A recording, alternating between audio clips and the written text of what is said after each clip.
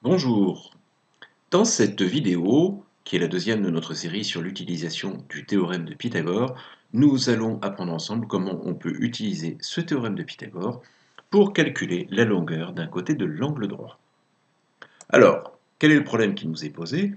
Eh bien, tout simplement, nous avons ici un triangle TIR dont nous connaissons la longueur de l'hypoténuse, RI, qui fait 8 cm, et la longueur d'un des côtés de l'angle droit, RT, qui fait 4 cm. Et ce que nous souhaiterions déterminer, c'est quelle est la longueur du côté TI. Alors, on a bien dans la tête que le théorème de Pythagore nous dit que RI au carré est égal à RT au carré plus TI au carré. On va voir tout de suite ce que cela donne avec la calculatrice.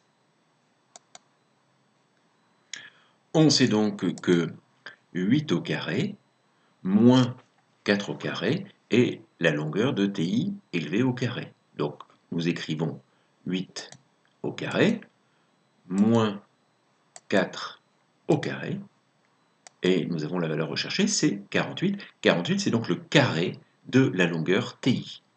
Pour avoir la longueur TI elle-même, eh bien, il nous suffit de prendre la racine carrée de 48, et c'est donc racine carrée de 48.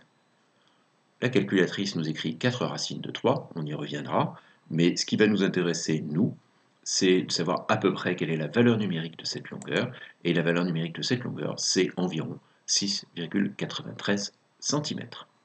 Alors maintenant, nous allons revenir à la rédaction du problème. Il nous faut être très précautionneux, nous utilisons un théorème. Donc la première chose que nous allons devoir dire, c'est que nous sommes bien dans les conditions où ce théorème peut s'appliquer. En clair, il s'agit ici d'écrire le triangle TIR et rectangle en T. Et ensuite, selon le théorème de Pythagore, RT au carré plus TI au carré égale RI au carré.